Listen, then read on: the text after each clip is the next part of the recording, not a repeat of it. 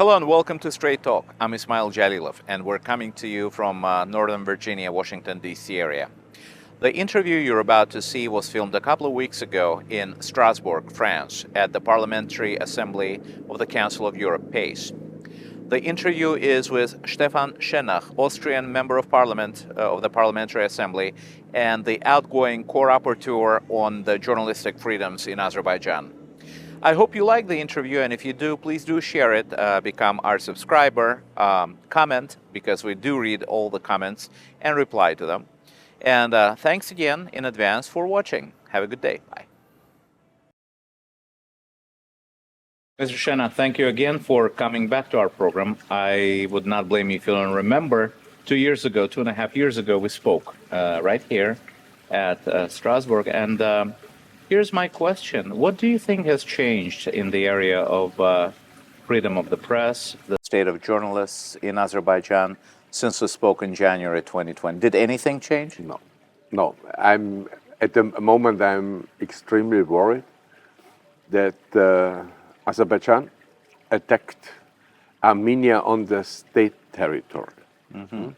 So this is different to the Nagorno-Karabakh case. Mm-hmm. 2 years ago, it was the war, and the war unified the country. Mm-hmm. By the way, NGOs was in favor of that. In Azerbaijan, you must be always in favor. Everybody speaks about the traumata of 1992. Mm-hmm.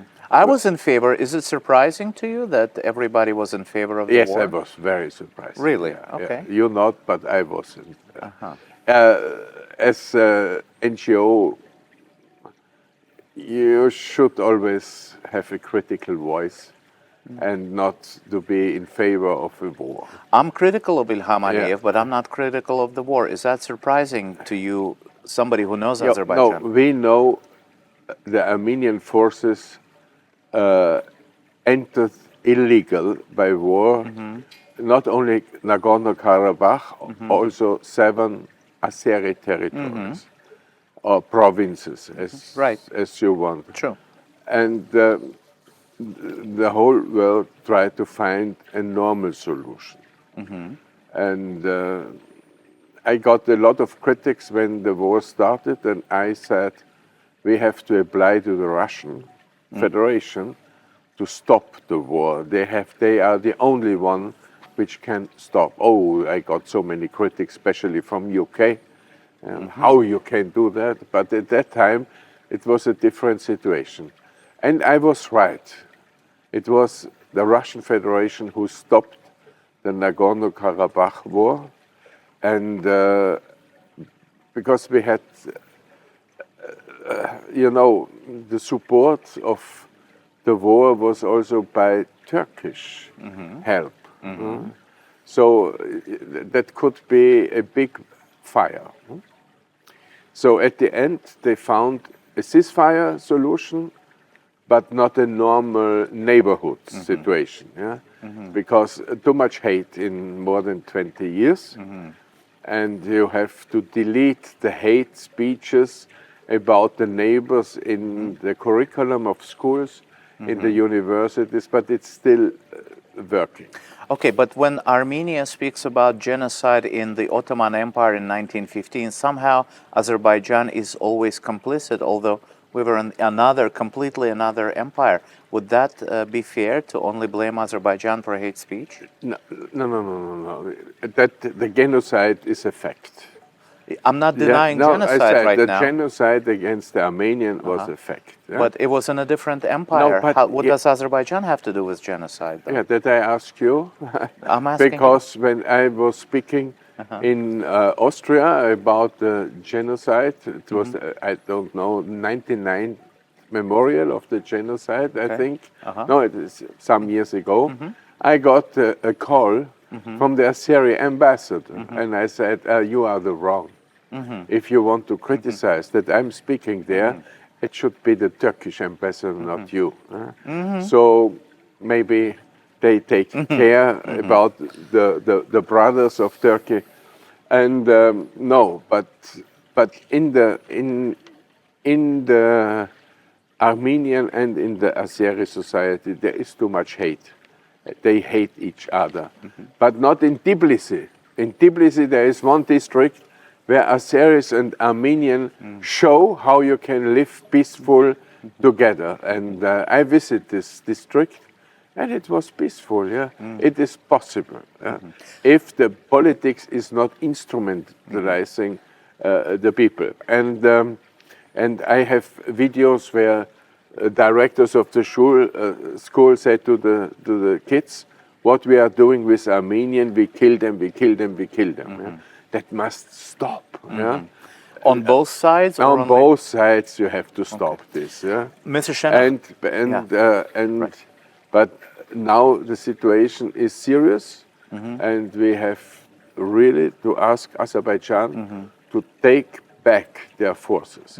But we insist on both sides. First, to the Armenian, give out the maps. Where are your landmines? Yeah? Because every day people in Azerbaijan are dying by those landmines. Second, in the ceasefire was agreed that the imprisoned soldiers can go home, but still are Armenian prisoners in Azerbaijan and not in Armenia. And you cannot take soldiers from another army back in prison and say they are terrorists because they was part of a war. This is not the correct. Mr. Schennach, I know you as a very objective and straightforward person, and I have a lot of respect for what you've done, not only me, but my colleagues too. So let me ask you as an objective and straightforward person.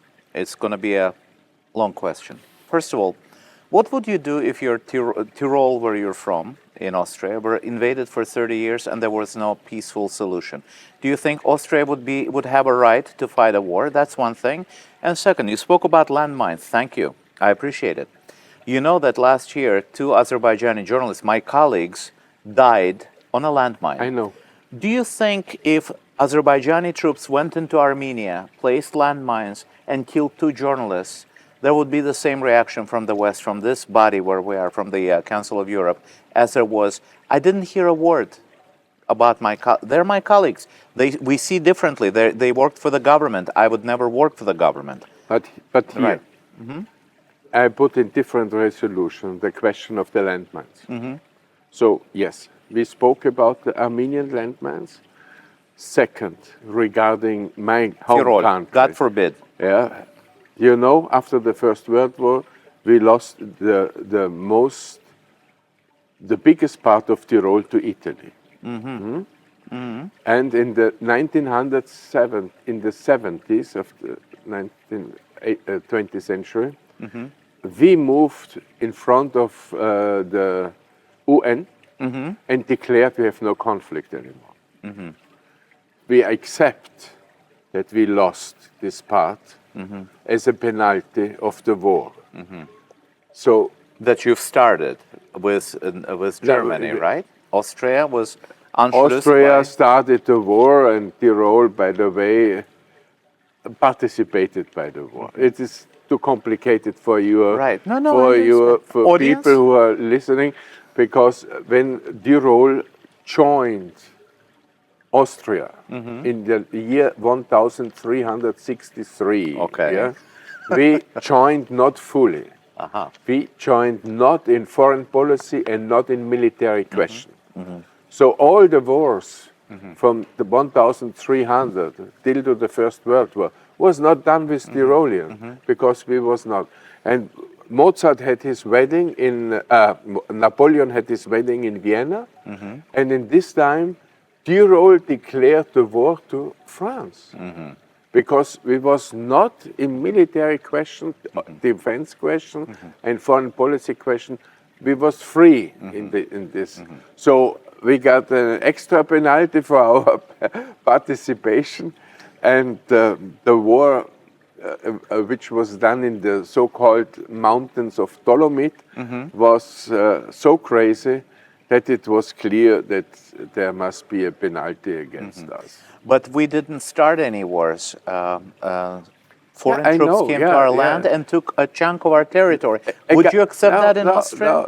If Italy attacked you? It will not. And after the First World War, in Saint-Germain, they said the borders of Austria are not clear.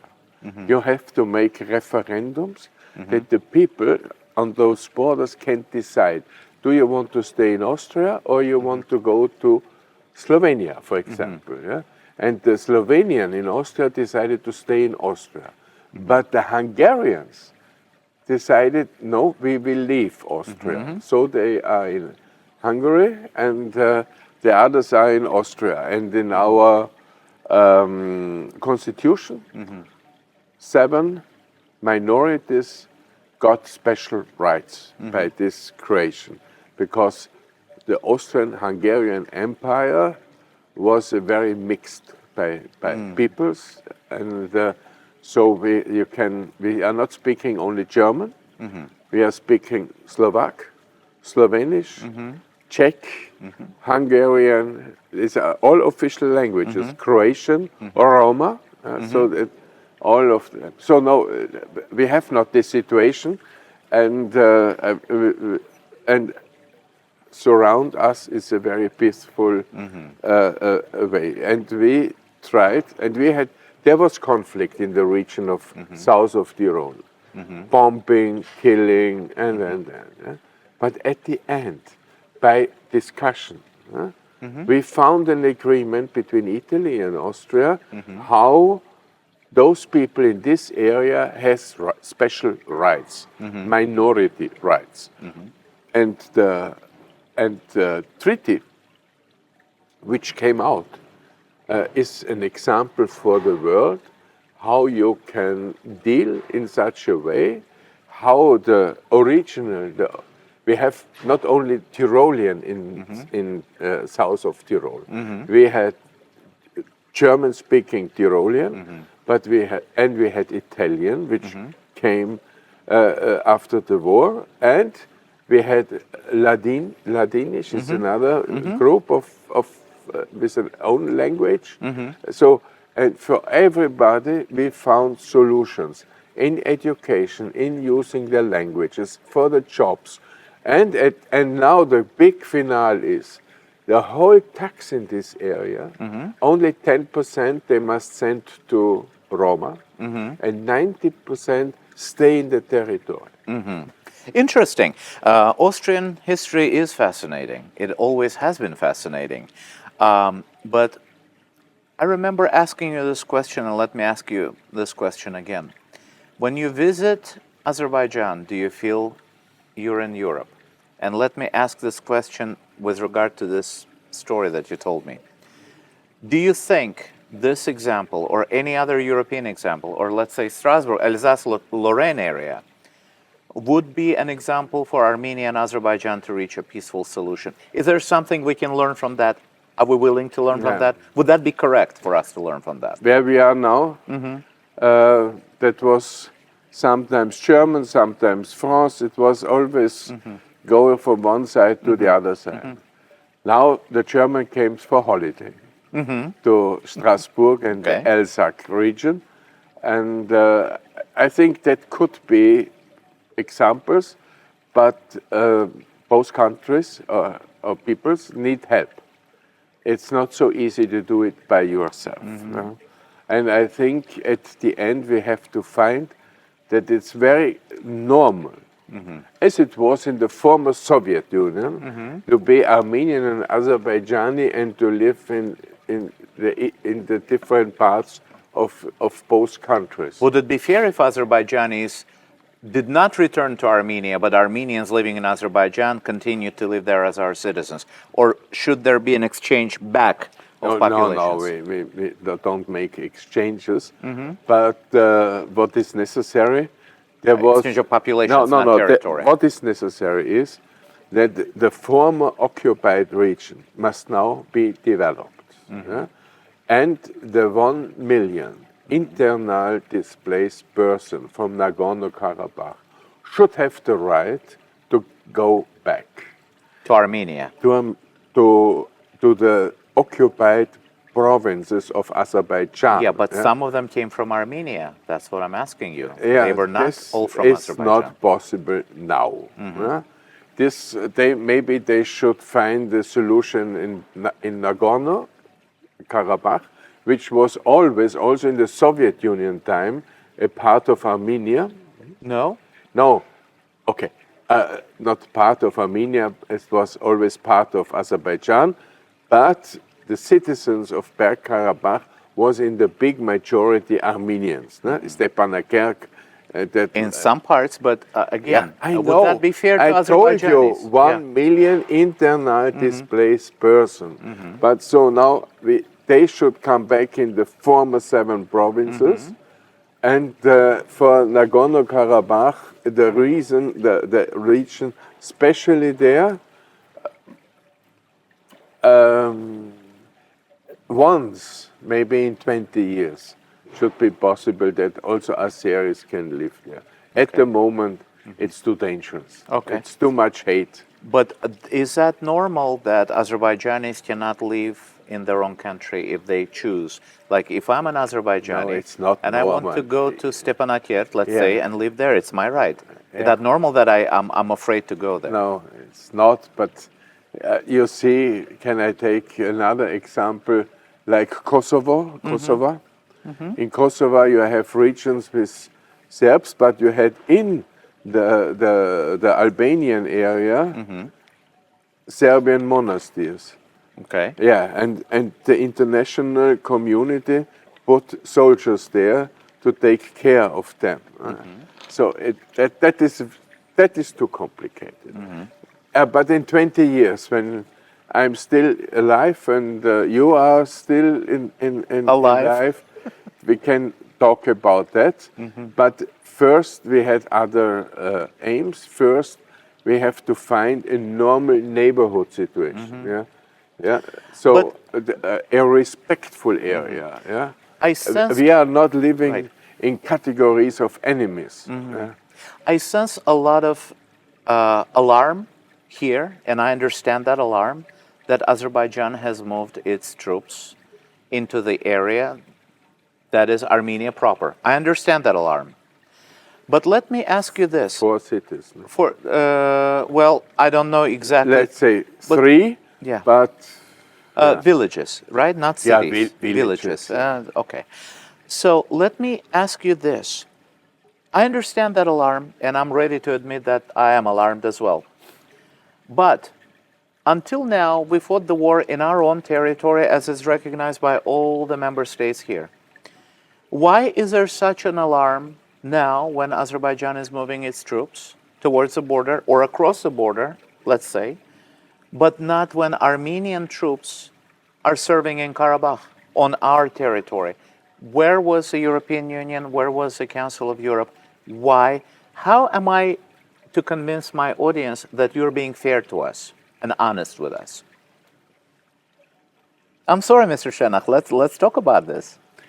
if we go far back in history, Okay. yeah, But 74 is our horizon. Nagorno-Karabakh was a kingdom, an Armenian kingdom. It was a Khanate, Khan. Yeah, the Khan is Muslim, and Khan is a part of the Persian Empire and Azerbaijan Empire.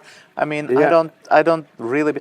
Can we be honest? But 1974 is our horizon.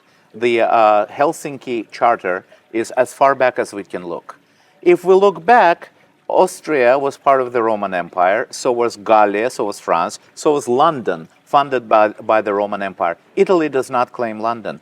All we can look back is 1974, the Helsinki Charter, right? Why are we talking about ancient times now? Does it matter? No, it's Okay. matter nothing. No, I only want to say, in the region of Karabakh, there was the main group of persons who lived there was Armenians. That is a fact. Really? Yeah. Okay. I don't know There that. was living Armenians and Azeri, but after the military occupation by Armenia, after the independence from the Soviet Union, all the Azeri has to run away, but they has not only run away from Nagorno-Karabakh, also from the 7 territories. So in totally 1 million person. Yeah? So, but we Also from Armenia proper. I mean, please let's not forget about that. Yeah, also there. And I know, for example, the Armenian cathedral in Baku, Yes. which is closed. True. Armenians ran away from Baku as well. I tried to see the church, and it is not possible. It is beautiful, I'll tell you. I've been there when I was little. But it's not possible for you, maybe, but not for me. I'll take you there when we both come back to Azerbaijan. And I was also investigating the cultural things. In Karabakh, there was Islamic houses misused, for example. Misused or destroyed? Misused and destroyed as a stable or like this. Sure. On the other side, I know Armenian cemeteries in Azerbaijan, which are now supermarkets. Yeah? So where is the symmetry? That is always the question, how you handle with history and with the respect. Yeah? And symmetries is always a point where you have not to touch. On one hand, not to touch by Muslims, because it's this is the ground of Muslim and burned Muslim, so never can do anything. Other sides, the Azeri should not be so unrespectful and take away a Christian cemetery and build a supermarket or a street on it. Yeah? It's funny you use the word Christian, because we've never seen this conflict as Muslim versus Christian. We've always seen it as Azerbaijani to describe versus the role cemetery. of cemetery. Yeah? Okay. You know, if we're in the talking Christian religion, you can, but it's not possible in Jewish and not possible in Muslim. Yes. They are twins, by the way. True. Yeah? Okay. You cannot take away a symmetry. They describe it as when cousins, we know right? in Austria, there was Osman soldiers, a cemetery for Osman soldiers. We can nothing do. Or when we know there was Jewish people killed by the Nazi, we cannot touch this. Yeah? So a lot of water plant, power station could not build in respect of the cemeteries. Since we're talking about cemeteries, and I do share your view that, you know, dead people should be left alone. You cannot go there. It's not human. It doesn't matter what religion you are. It doesn't matter what nationality you are. It's not human to touch to disturb the dead. But you know, when I'm looking at Agdam, you've seen the pictures, and honestly, I had those pictures before Azerbaijan liberated Agdam. I had them from my American colleague, which I never published because I didn't want to inflame anger. But then the war happened several months later, and we've all seen those pictures. Now the world has seen it, and on this floor, they called it Hiroshima of the West. Let me go back to the symmetry of response. Is there an Armenian town or city of 80,000 to 100,000 people that has been destroyed like that by Azerbaijan?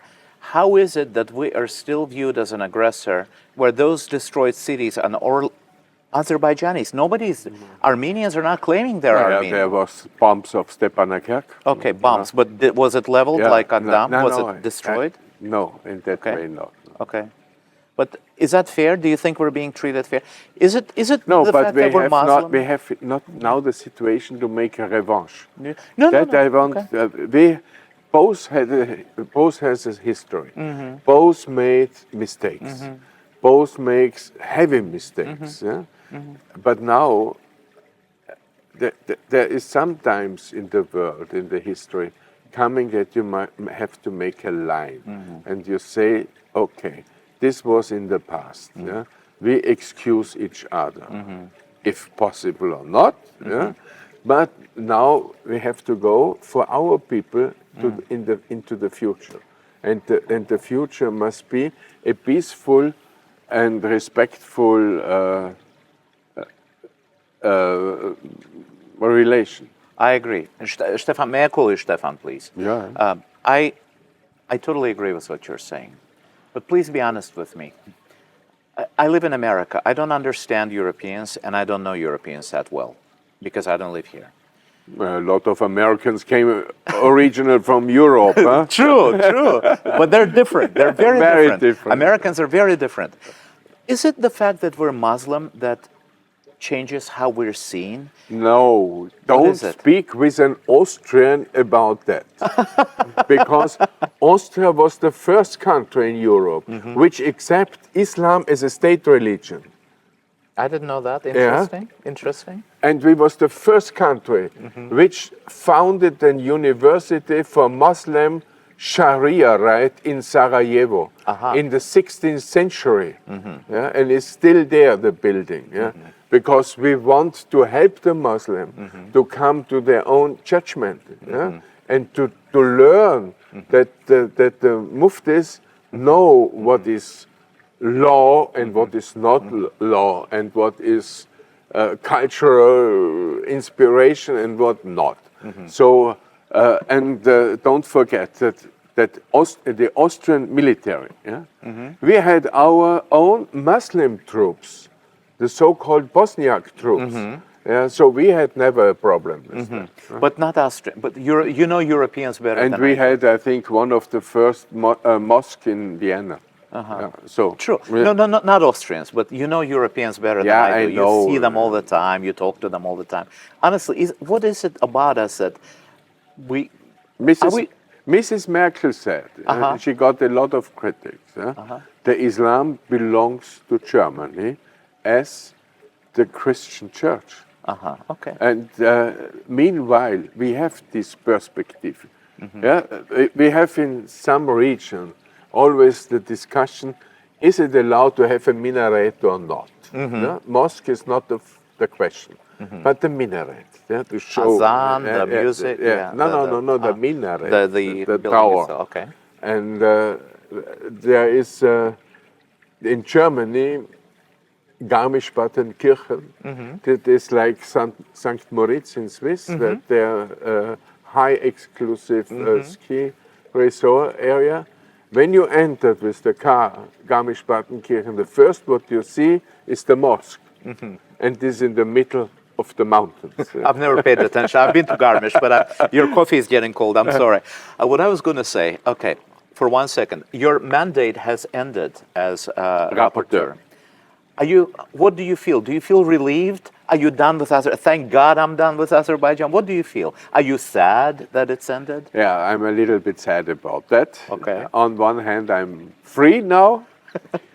And on the other hand, I'm a little bit sad because I was diving deeply in the society of Azerbaijan. And I know so much people there. And from both sides, from opposition and from the government. I know only 2 prisons I did not know. I entered in all the prisons. I picked out so many persons from the prison. I think 200. In 7 years. In 7 years. Well, thank you. But you know, I'm a person who is open for other culture and other mentality. And I understood so good the Azeri mentality. I was sitting under trees in Azerbaijan discussing the world, what else, to have a tea or a good fish or anything else. And I like the people. I like their way of living, and this is something which makes me a little bit sad not to be back in your country, because maybe I find another way to help the country in that, what I said, a peaceful future. They didn't let you in the country, did you say? No, they will let me in the country, but I have no official order to go. Well, come on tourism. I don't have official business there. Okay. Come as a tourist. Yeah. No? Why not? Okay. Now that you're free from your mandate, is there something you can say that you were not able to say, like, let's say, 2 days ago or 3 days ago? Something about Azerbaijan, something to its people, your message to the people? I could say everything. The only thing what I not fulfilled in this time, I swear that Gobostan, the prison of Gobostan, will be closed. And they built, because this was done by UNESCO, that the prison of Gobostan should go away from this cultural heritage area. But the prison of Gobostan is the hell on earth. Yeah? Hell on earth. Yeah, hell it's on bad. Earth. It's very bad. Okay. And I found there 3 prisoners where Council of Europe declared them 2005, 2006 as political prisoners, but they forgot them. And they are still there. And they are alone in a single cells. Yeah? Solitary confinement. Yeah, solitary. This is too hard. And then there are others. And do you know their names, those 3 people forgotten? Sure, I know the names, but this is not now for the interview. Okay. And are they being released? Are you talking to anyone about that? I was talking, and I was also talking with the governor of the prison about what he did with one prisoner. And was it torture or was it misuse? he said it was disciplinary measures. And I said, no, this is torture. Okay. And he not understood. And when I was by the president, I said, be careful, otherwise I have to open the chapter of torture. Okay. But, okay, 3 political prisoners... No, they are not those who was disciplined. They only want, they told me that they want to be solitaires. But it was not allowed for me to speak with them. Because before I have to go to the president, give him a list of prisoners whom I want to speak. And he is, when I come with a letter, he is always gentle, said, yeah, you can. No? Then I have to move to the Minister for Justice and showed him, President told I can speak with them. And I remember once I put the name, I don't know why, but I put the name Said Dadashpaili on the Said Dadashpaili, okay. Yeah, and all was shocked. And I said, why are you shocked? He's a terrorist. I said, okay, if he's a terrorist or not, I will tell you after I met him. Can you make that determination when you meet somebody? Am I a terrorist? Like, how do you decide? I provoked him. When I came to the prison, I asked, because it was under religion prisoners. So I did not know what they mean with religion prisoners. And I asked to the governor how he is, because my team is only ladies. You see, how extreme is it? And he said, no, we are very thankful that we have him, because he's teaching English for all prisoners, and he is creating Orthodox Christmas. A Muslim terrorist, religion prisoner is creating Orthodox Christmas? No, it was not true. And then I read the judgment against him. And there was written that he fulfilled a coup d'etat. Then I moved to Aliyev and I asked him, where have you been in exile? He said, what? I said, the judgment of your court said that there was somebody who fulfilled the coup d'etat, then you cannot stay in the country. He said, stupid. But I said, he is 14 years for that in prison. Mr. Schennach, the person who... Now he is in Canada. The person who succeeded you, Lisa... It was my proposal. It was your proposal. You know her personally, right? Yeah, she was rapporteur for Moldova and for North Macedonia, so she's a very well-known rapporteur. If I'm not mistaken, she was nominated for this post in 2011 when caviar thing happened. Before that.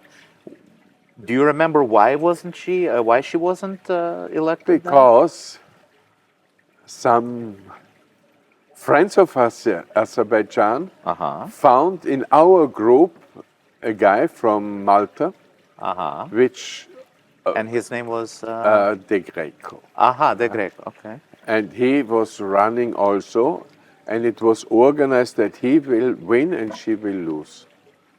If she won then, would that be... Would we be in a different place? In other words, does a person matter as much as we think they do? Like, if it were not Stefan Schennach, if it were like Del Greco, or if it were Ismayıl Jalilov or somebody else. Bono Del Greco. Does it matter? Like one personality, can they make a change? No, if I'm very close to the Azeri government, then it's a different.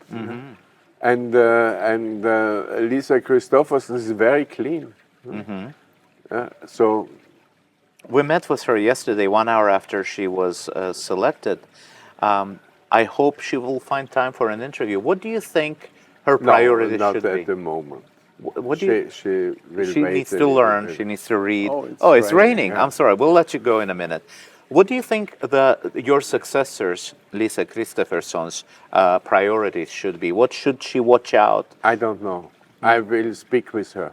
We had not spoken. I will give her my part Advice? and advice, and whenever she needs, and when she wants to go the first time to Azerbaijan, and she wants to have the old guy with her, which knows the country very well, then I would accompany her. Take me as an interpreter Okay. if you need one. Okay. Mr. Schennach, thank you so much. It's Before- raining. Before we all wait. Thank you. Is it okay? Yeah, thank Yeah. you.